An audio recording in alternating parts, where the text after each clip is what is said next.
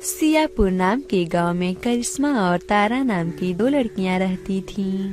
करिश्मा गरीब थी और उसके पिता सब्जी बेचने का काम किया करते थे। वहीं तारा एक अमीर परिवार की लड़की थी। करिश्मा और तारा की एक ही दिन शादी तय हो चुकी थी। फिर एक दिन करिश्मा के पिताजी उससे बोलते हैं, करिश्मा बेटी, आज मैं शाम को जल्दी नहीं आ पाऊंगा। क्यों पिताजी? शाम को सब्जियां ज्यादा बिकती हैं। अगर मैं शाम को घर नहीं आऊंगा तो सब्जियां ज्यादा बेच पाऊंगा, जिससे मैं ज्यादा मुनाफा कमा पाऊंगा। अभी तो तुम्हारी शादी के लिए 1.5 लाख रुपए जुटाने हैं। शादी के पहले तुम्हें लहंगा, कपड़े, मेहंदी, मेकअप का सामान, अभी पता नहीं क्या क्या खरीदना है। पिताजी, अगर आप शाम को जल्दी घर वापस नहीं आएंगे तो आप खाना कब खाएंगे? अगर आप खाना नहीं खाएंगे तो आप कमजोर हो जाएंगे। बस मुझे तेरी शादी कर लेने दे, फिर मुझे किसी भी बात का चिंता नहीं रहेगा। करिश्मा का अकेले घर पर मन नहीं लगता था, इसलिए वो पार्क में घूमने चली जाती थी। उसी पार्क में तारा भी अपने सहेलियों के साथ घूमने आया करती थी। अरे वो देखो, सब्जी वाले की लड़की आ गई। अरे मुझे 1 किलो सब्जी मिलेंगे क्या? अरे वो सब्जी वाली, अरे ये कुछ बोल क्यों नहीं रही है? कहीं ये सड़े हुए सब्जी खाकर पागल तो नहीं हो गई है? अरे इसकी शादी जो तय हो गई है उस आइसक्रीम बेचने वाले राजू से। बेचारी करिश्मा उस आइसक्रीम वाले के सपने में खो गई है। मेरे पति आइसक्रीम के दुकान के मालिक हैं। बस तेरे पति बस इतने ही हैं और मेरे पति एक बिजनेसमैन है। वो तेरे पति के जैसे 10-20 दुकानें खरीद सकते हैं। और सुन करिश्मा, पैसे के मामले में तेरे पति से मेरे पति बहुत अमीर हैं। पैसे से क्या होता है? पैसे से तो खुशियाँ नहीं खरीदी जा सकती हैं। ओहो, आजकल ये बहुत प्रवचन सुना रही हैं। सुन, तेरी शादी और मेरी शादी एक ही दिन है। देख मैं तुझे कैसे पैसे की ताकत दिखाती हूँ। के दिन से 2 दिन पहले ही तारा सभी दुकान से मेहंदी खरीद लेती है और वहाँ पर एक भी मेहंदी नहीं छोड़ती है।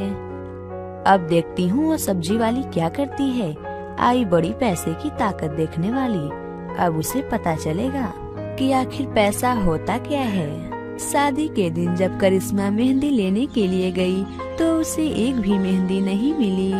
आंटी जी, क्या आपके पास मेहंदी है? नहीं, कल सारी मेहंदी तारा खरीद कर ले गई थी। आज तो मेरे पास एक भी मेहंदी नहीं बची है।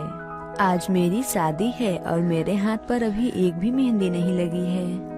तभी वहाँ पर तारा आती है और करिश्मा से बोलती है, क्यों सब्जी वाली, अब आया न मजा? अब तू जान गई पैसे की कीमत क्या होती है। देख मेरे हाथों में कितनी सुंदर मेहंदी लगी है। देख मेरे हाथ कितने सुंदर लग रहे हैं। और तू अब ऐसे ही हाथ लेकर अपने ससुराल जाएगी। इतना बोलकर तारा वहाँ से चली जाती है। करिश्मा उदास होकर चुपचाप वहीं पर खड़ी रहती है। तभी करिश्मा को बहुत ही मधुर चिड़ियों की आवाज सुनाई देती है। अरे इतनी सुंदर चिड़ियों की आवाज, ऐसी आवाज तो मैंने आज तक अपनी पूरी जिंदगी में भी नहीं सुनी है। फिर करिश्मा आवाज के पीछे पीछे चलने लगती है। करिश्मा आवाज का पीछा करते करते एक मेहंदी के पेड़ के पास पहुंच गई। अरे ये तो एक मेहंदी का पेड़ है। अभी तक मुझे एक भी मेहंदी नहीं मिला है। मैं एक काम करती हूँ, मैं इसी मेहंदी को पीसकर अपना काम चला लेती हूँ। इतना सोचकर करिश्मा कुछ मेहंदी के पत्ते को पीसकर एक कोन में भर लेती है और मेहंदी तैयार कर लेती है। फिर करिश्मा मेहंदी को लेकर अपने घर आ जाती है और अपने हाथों पर लगा लेती है। करिश्मा अपने हाथों पर मेहंदी लगाकर बहुत ही खुश होती है। मेरी मेहंदी कितनी अच्छी लगी है, आज मुझे बहुत अच्छा लग रहा है। फिर करिश्मा और राजू की शादी हो जाती है। फिर शादी के एक दिन बाद करिश्मा का पति उससे बोलता है, तुम्हारी मेहंदी तो बहुत ही अच्छी है। मेरी मेहंदी तो एक ही दिन में छूट गई थी। ये मैंने खुद से एक पेड़ के पत्ते से बनाई थी। जरा मेरा दोपहर का खाना लेते आओ, मैं दुकान पर जा रहा हूँ। करिश्मा राजू का लंच बॉक्स लाने के लिए जाती है। करिश्मा ने जैसे ही लंच बॉक्स छुआ वो सोने का बन गया। हे भगवान, ये क्या हुआ? ये सोने का कैसे बन गया? फिर करिश्मा ने वहाँ पर रखे बर्तन को छुआ, वो भी सोने का बन गया। करिश्मा ने जिस जिस चीज को छुआ वो सब सोने का बनता गया। ये देखकर करिश्मा हैरान हो गई। फिर करिश्मा हैरान परेशान होकर अपने पति के पास जाती है। सुनिए जी, मेरे कुछ समझ में नहीं आ रहा है, मैं जिस भी चीज को छू रही हूँ वो सब सोने का बनता जा रहा है। करिश्मा, ये तो बहुत ही बढ़िया है।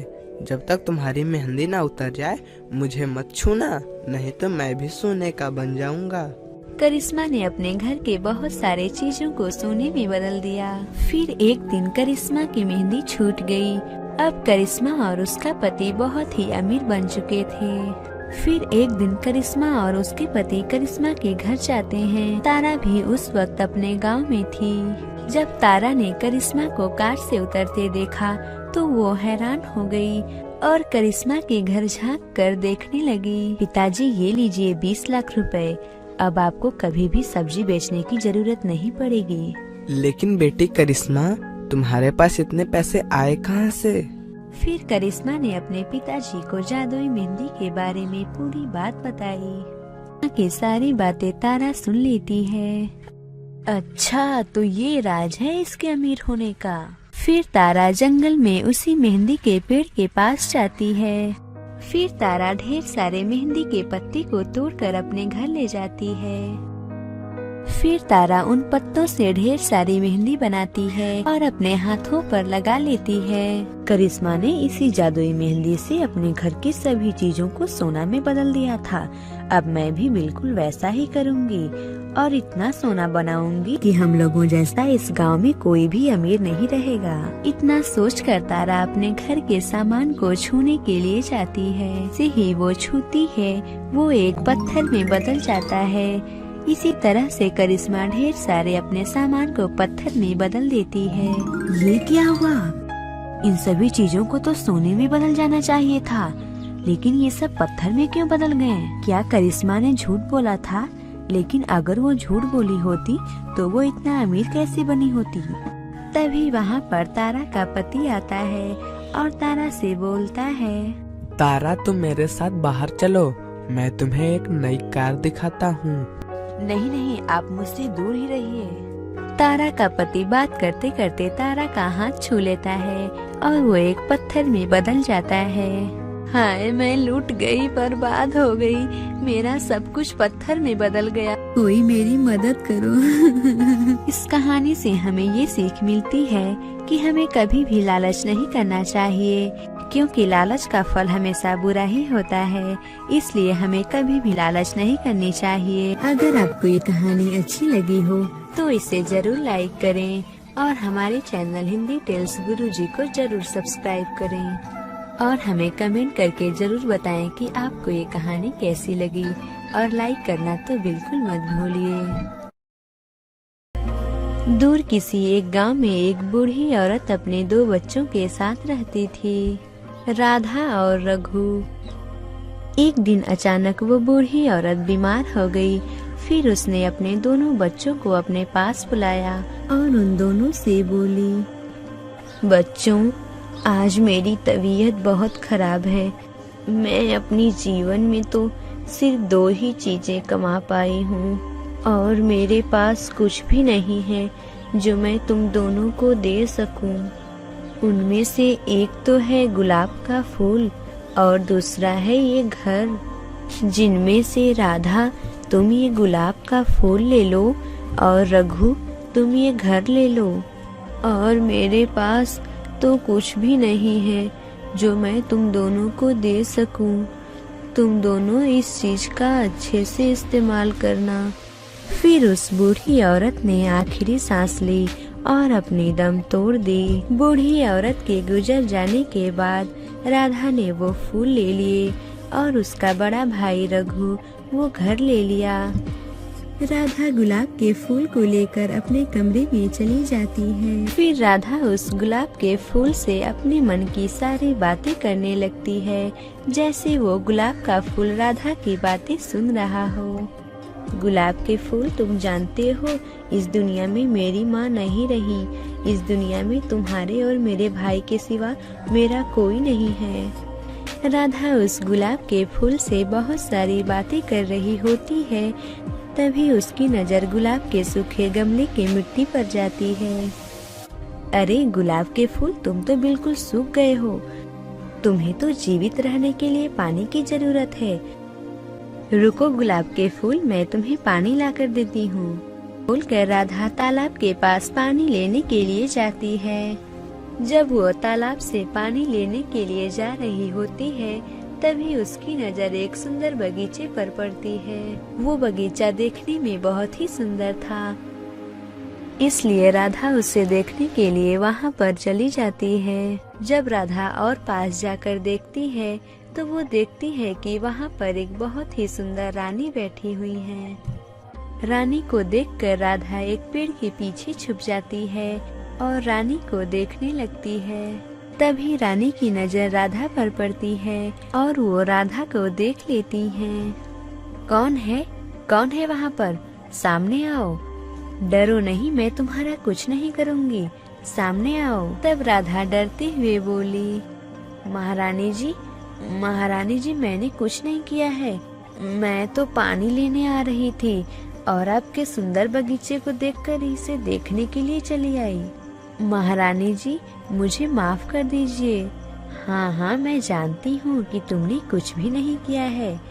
तुम मुझसे डरो नहीं, आओ मेरे पास बैठो। राधा महारानी के पास जाती है। तब उससे महारानी बोलती है, लड़की, नाम क्या है तुम्हारा?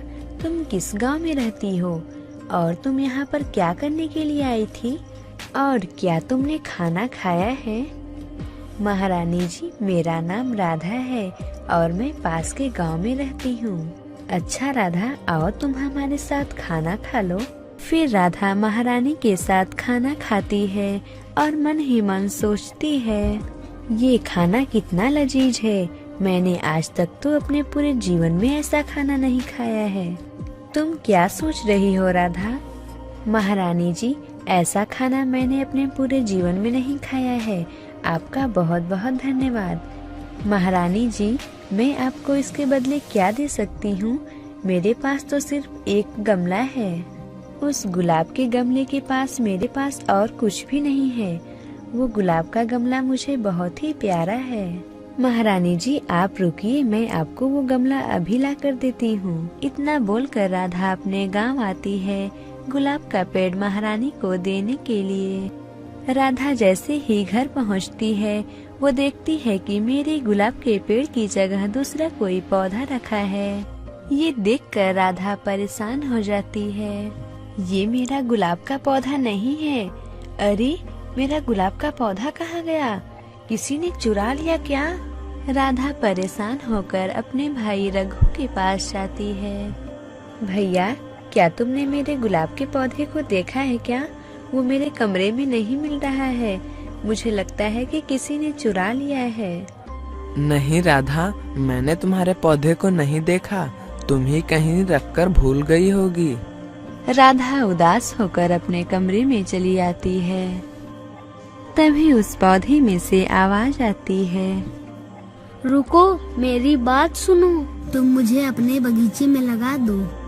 तुम अपने भाई रघु के कमरे में जाओ, वहाँ तुम्हें अपना गुलाब का पौधा मिल जाएगा जिसे तुम्हारे भाई रघु ने चुराया है और उसकी जगह मुझे यहाँ पर रख दिया है। ये सुनकर राधा बहुत खुश होती है और खुशी खुशी उस पौधे को लेकर अपने बगीचे में लगा देती है। फिर वो अपने भाई रघु के कमरे में जाती है और देखती है कि मेरा प्यारा सा गुलाब का पौधा मेरे भाई के कमरे में है। राधा उस गुलाब के पौधे को उठाकर अपने कमरे में चली जाती है और अपने गुलाब के पौधे से बोलती है, दोस्त, मैंने तुम्हारे लिए एक बहुत अच्छा घर ढूंढा है। तुम वहाँ पर बहुत ही खुश रहोगे क्योंकि अब तुम एक रानी के घर रहोगे। तुम वहाँ पर बहुत बड़े बगीचे में रहोगे और तुम जानते हो, मैं तुम्हें वहाँ पर रोज देखने के लिए आऊंगी। अपने घर तो तुम्हें खुश भी नहीं रख पाती हूँ, इसलिए मैं महारानी को तुम्हें दे देती हूँ। राधा गुलाब के पौधे को लेकर महारानी के पास जाती है और बोलती है, महारानी जी, मैं गुलाब के पौधे को लेकर आपके पास आई हूँ। मुझे ये गुलाब का पौधा बहुत ही प्यारा है। जिसे मैं आपको भेंट में दे रही हूँ।